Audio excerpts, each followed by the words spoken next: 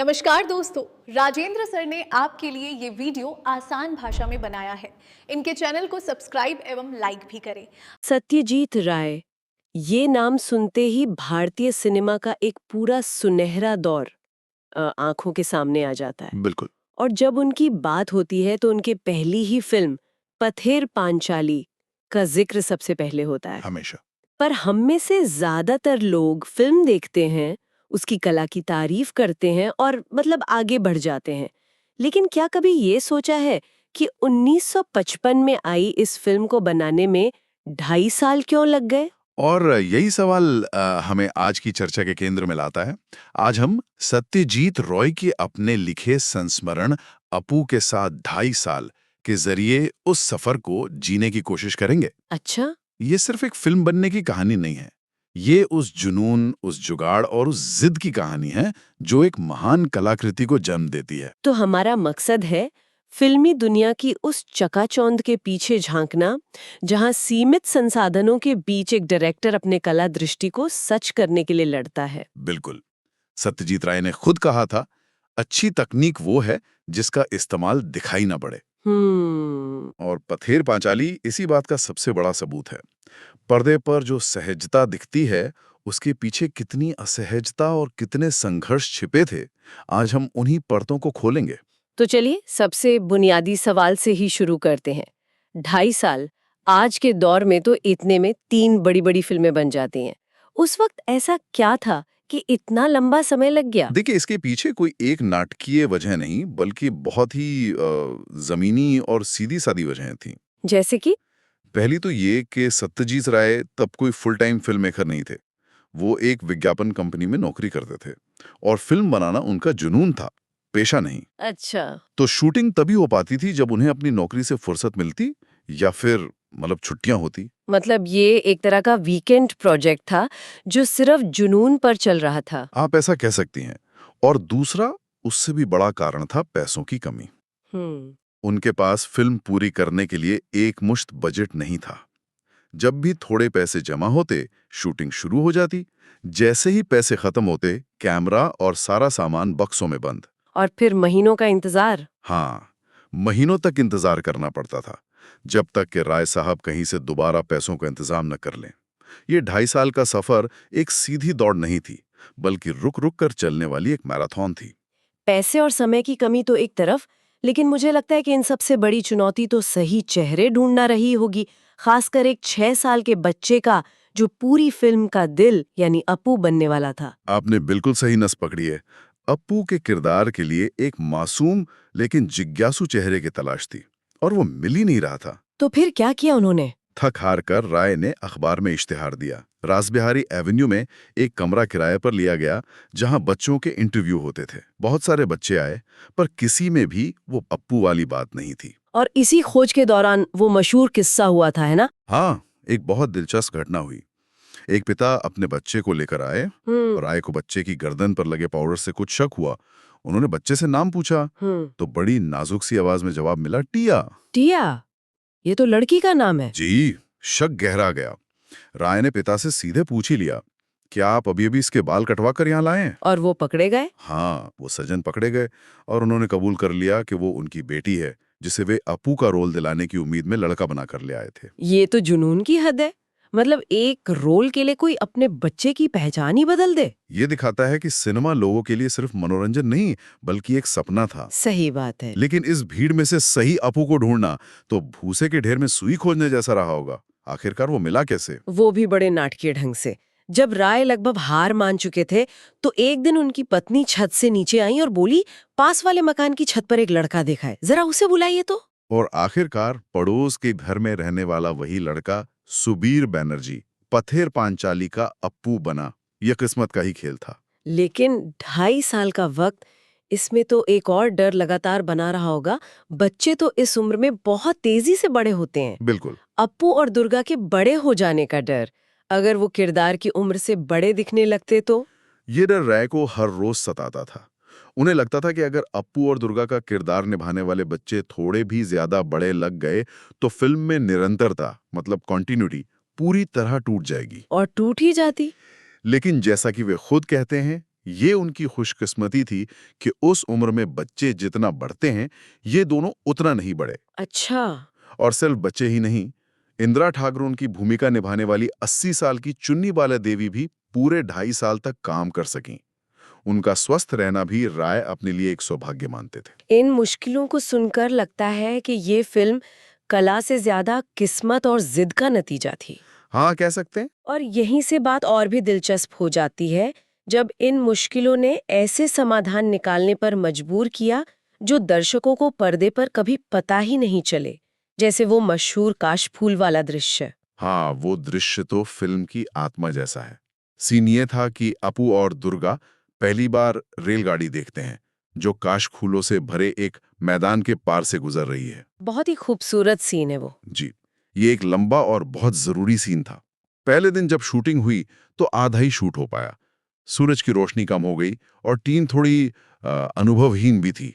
तो उन्होंने सोचा होगा कि अगले हफ्ते आकर बाकी का सीन पूरा कर लेंगे। बिल्कुल, लेकिन जब वो 7 दिन बाद उस जगह पर लौटे तो वे हैरान रह गए। क्यों, क्या हुआ? उन्हें लगा कि वे किसी गलत जगह आ गए हैं।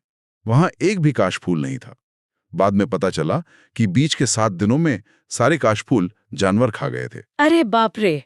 आज के दौर में तो कोई भी डायरेक्टर इसे वीएफएक्स से बना लेता या शायद कहानी में बदलाव करके सीन ही हटा देता, पर उस जमाने में तो ये विकल्प थे ही नहीं। बिल्कुल नहीं थे। और यहीं सत्यजीत राय की जिद और कला दृष्टि दिखती है। उन्होंने सीन बदलने या हटाने से साफ इनकार कर दिया। अच्छा। उनके लिए वो फूल सिर्फ बैकग्राउंड नहीं, कहानी का हिस्सा थे, उन बच्चों की मासूमियत का प्रतीक थे। इसलिए उन्होंने एक ऐसा फैसला लिया जो आज किसी भी प्रोड्यूसर को दिल का दौरा दे देगा। क्या फैसला? उन्होंने 1 साल इंतजार करने का फैसला किया। 1 साल? सिर्फ फूलों के दोबारा उगने के लिए? ये तो अविश्वसनीय है। हाँ, ये कला के प्रति समर्पण का एक अलग ही स्तर है। सच में। और जब अगले साल शरद ऋतु में वो मैदान फिर से सफेद काश फूलों से भर गया, तब जाकर उस सीन का बचा हुआ हिस्सा शूट किया गया। कमाल है।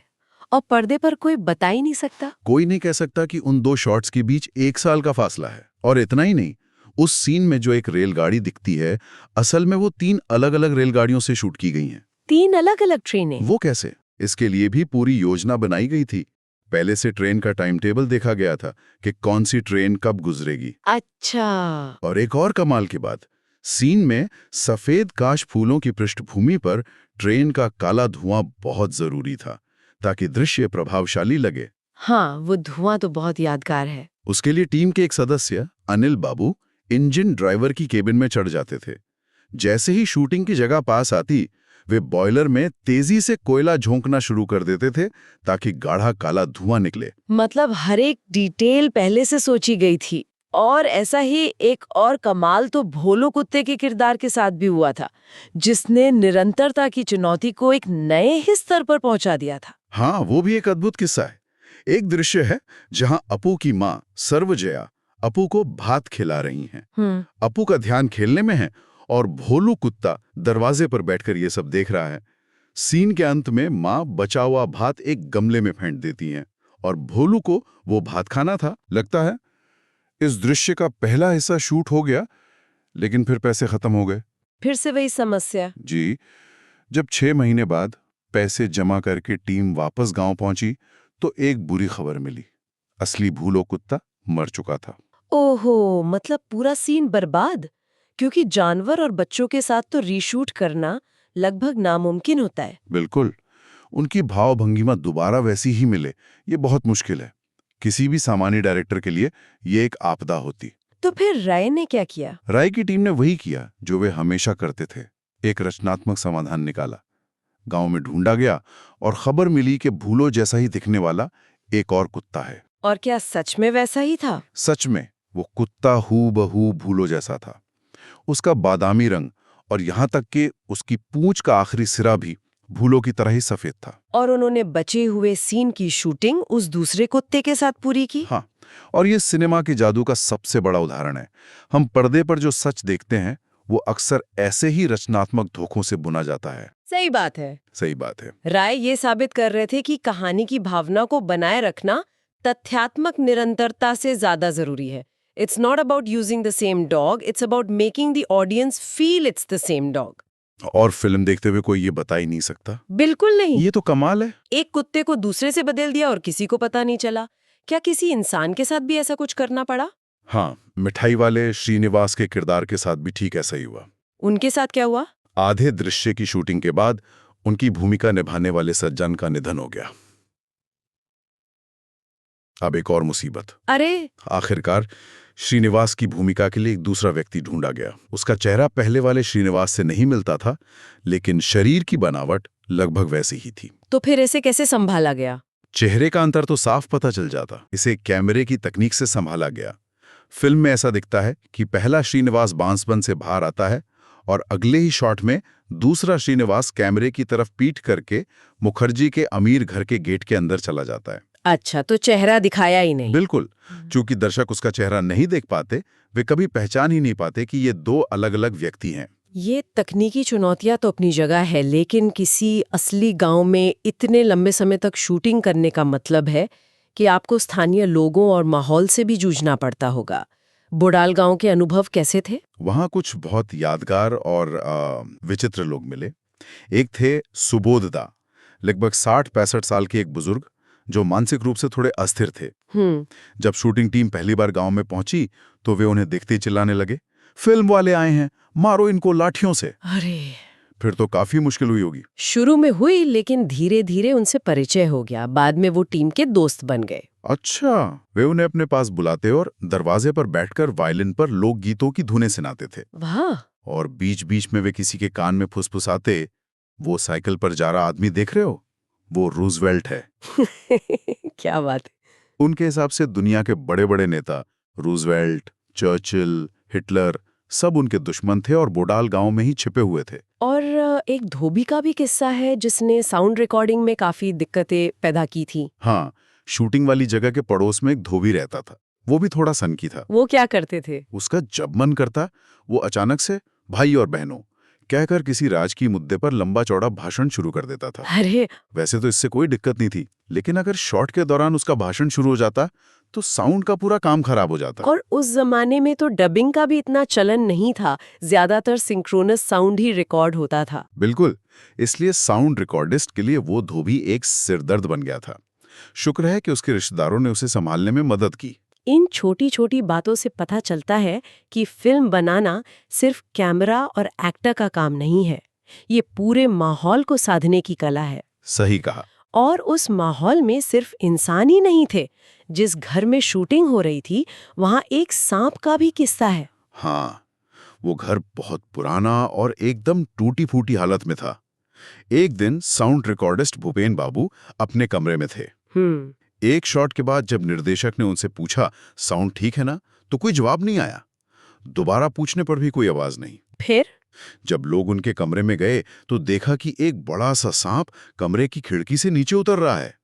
उस सांप को देखकर भूपेन बाबू इतने डर गए थे कि उनकी बोलती ही बंद हो गई थी। और गांव वालों ने उसे मारने से मना कर दिया था, है ना? हाँ, टीम के लोग उसे मारना चाहते थे, लेकिन स्थानीय लोगों ने यह कहकर मना कर दिया कि वो वास्तु सर्प है, यानी घर का रक्षक सर्प, और उसे मारना अशुभ होगा। तो उसे जाने दिया गया। हाँ, उसे जाने दिया गया। तो इन सब कहानियों, इन सारे संघर्षों का निचोड़ क्या है? हम पथेर पांचाली जैसी एक महान फिल्म देखते हैं, लेकिन उसके पीछे के 1 साल के इंतजार, हम शक्ल कुत्तों या किरदारों की मौत जैसी चुनौतियों के बारे में कभी सोचते ही नहीं। यही तो इस संस्मरण की सबसे बड़ी बात है। ये दिखाता है कि महान कला सिर्फ एक महान विचार से पैदा नहीं होती। ये अथाह धैर्य, मुश्किल हालात में रास्ता निकालने की रचनात्मकता और हर बाधा के बावजूद अपने लक्ष्य के प्रति अटूट समर्पण का नतीजा है। ये फिल्म निर्माण की उस असलियत को सामने लाता है जहां ग्लैमर नहीं बल्कि साधनहीनता के बीच कला को साकार करने का संघर्ष होता है। राय की कला इसी संघर्ष की आग में तप कर निकली है। इस पूरी चर्चा के बाद एक सवाल मेरे मन में घूम रहा है। ये सारी कहानी प्रामाणिकता की है, मतलब ऑथेंटिसिटी की। असली गांव, असली लोग, असली बारिश। हाँ, राय ने एक ऐसी दुनिया को कैमरे में कैद किया जो उस वक्त मौजूद थी। और आपका सवाल शायद भविष्य को लेकर है।